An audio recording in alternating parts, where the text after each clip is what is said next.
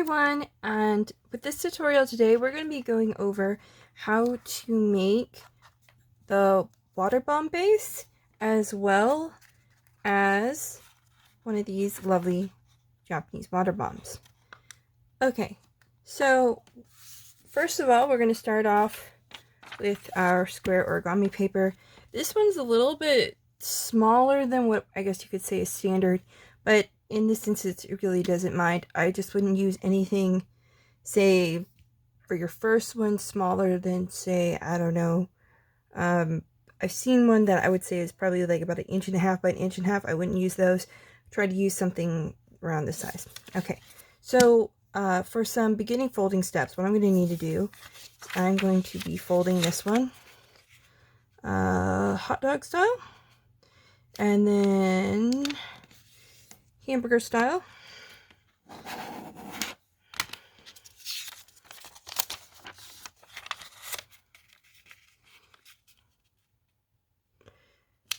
and once I have this done, I am going to do my taco folds. So if you've seen one of my other videos, my taco folds are basically when I fold this on a diagonal and it makes a lovely triangle which looks kind of like a taco. So I'm going to do this on both, sort of, I guess you could say, diagonals. Is the best way to say it? Okay.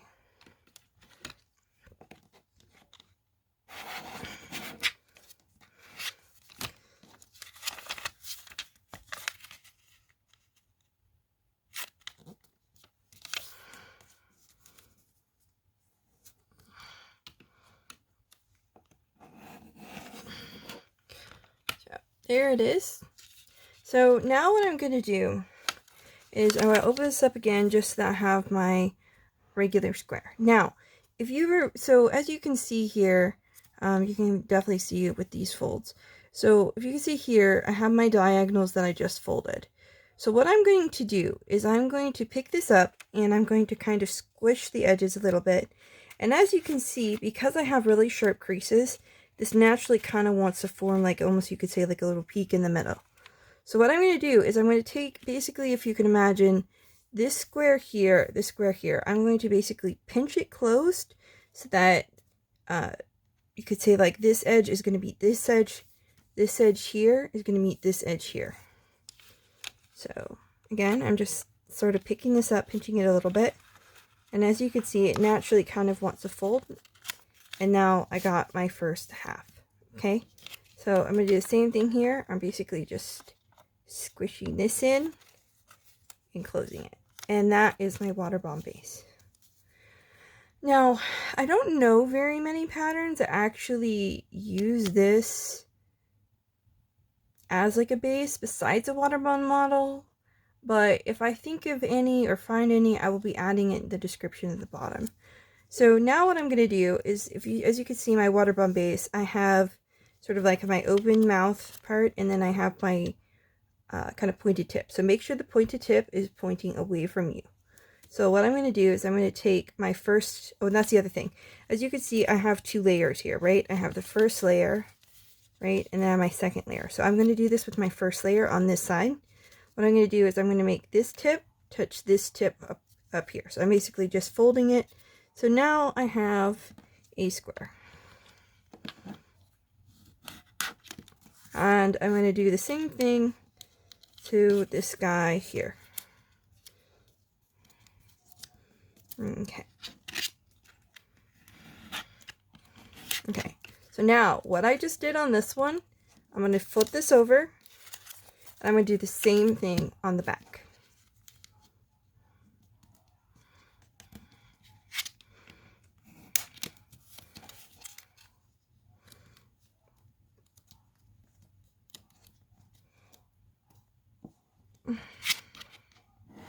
Okay, so now I have, it looks kind of like this. So I have kind of, you can think about this like I have my little kitty with his ears closed over his face. So now what I'm going to do is I'm going to make sure that I didn't make any mistakes, like I didn't flip anything around or anything like that. I want to make sure that I have kind of this open point sticking out, and my edges are going to be towards me. So what I'm going to do now is I'm going to take this edge and I'm going to fold it so that it meets this middle point here. And I'm going to do that on both sides.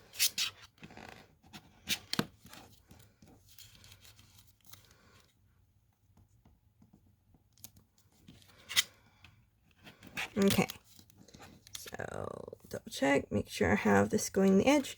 And so now that I have it look like this, now I'm going to do the same thing that I just did on here, but I'm going to do it on the back.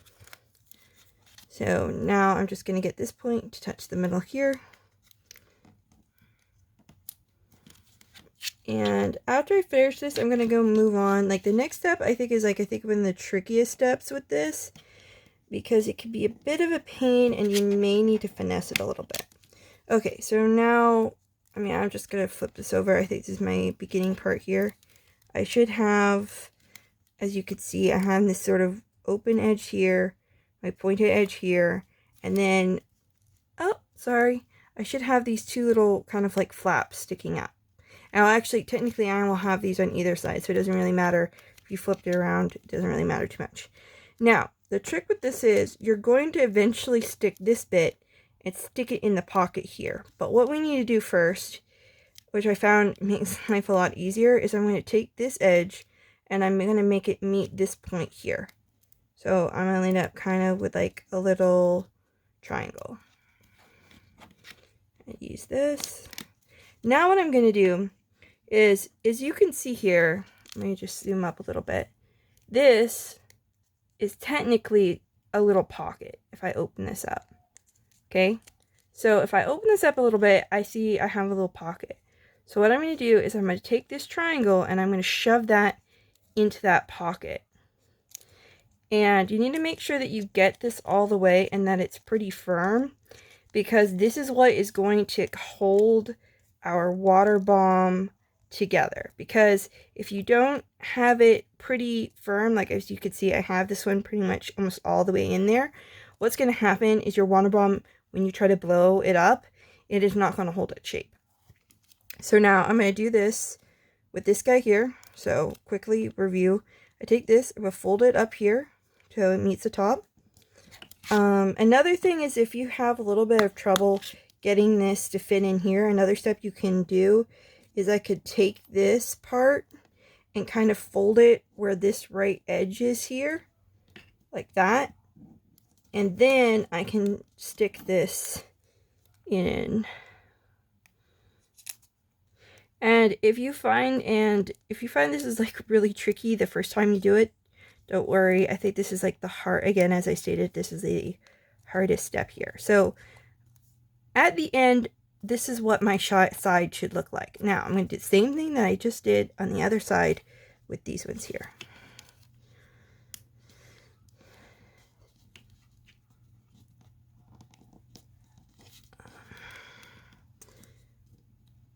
Okay, this one I don't know what happened here. I got a little bit of a weird corner, but that's okay. It doesn't really matter too much. As long as I could eventually at the end put this in here, it doesn't really matter too much. So even if I'm a little bit off, as you could see there, my triangle is not the greatest looking thing. As long as I push it in there and I can fold it, it doesn't really matter too much. So even if when you fold it, it doesn't meet all the edges, as long as you could stick it in there, that is all that matters. So now, what you're going to do is you're going to have something. This guy's just being special. Come on, bud. And again, as I stated, sometimes these, as you can see, like all the other corners played really nice except for this one. So sometimes you gotta just kind of finesse it a little bit to get it in there, but be careful not to like rip the paper or anything.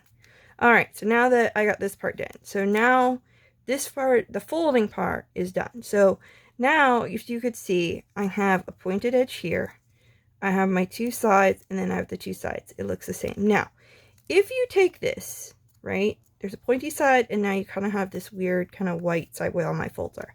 So what I'm going to do is in order to make this sort of poofy, like I have it here, I called it like blowing it up. What I'm going to do is I'm going to open this up so that now it is kind of like, it almost looks like, if you can imagine one of those like Phillips screwdrivers, with, you know, it looks like an X in the top. So what I'm going to do is when I try to blow this, I'm going to put this to my mouth and I'm going to blow it gently. And then this is going to fill with air just like that. But make sure that you hold it like this when you try to blow it into it, because if you try to hold like this, the air won't go in and it will be very difficult, actually near impossible to blow up. So you want to do it like this. Okay, let me see if I could just kind of do this on camera.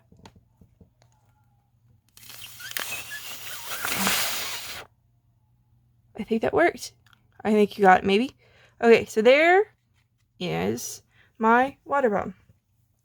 Now, the reason why these are called water bombs supposedly is that you can actually put water in here and make it, I'm guessing, kind of like a water balloon. I'm not exactly sure. I'm probably going to have to look at research of exactly why they are called this. The only thing is, I don't think it, generally when you have origami paper, I don't think it would really work really well to do that. I've always wanted to try, maybe like trying to do this with like, say, like a really waxed paper and see if it would actually hold the water. But generally it doesn't work with regular origami paper. Now that you understand how to do this, there is some other ones that are very similar to this. I have seen some paper where you make little strawberries that are based off of this design. I've also seen one, they don't make the paper for it anymore, which is a darn shame. There's a Korean company and they used to make these like little teeny tiny turtles that were like this. And they were absolutely adorable once you folded them up. And as well as that same company, I believe they still make it. They make, again, they're very, very small. And they're almost like, I think like an inch by an inch. They're soccer balls that you can fold up. And when you blow them up, they're printed, so look like soccer balls. So anyways, that is my tutorial for today on how to make water balloons, the water bombs and the water bomb base. So in my next video, I'm going to be going over how to make a preliminary base, a bird base, as well as a origami crane. Alright, y'all. Bye and happy folding.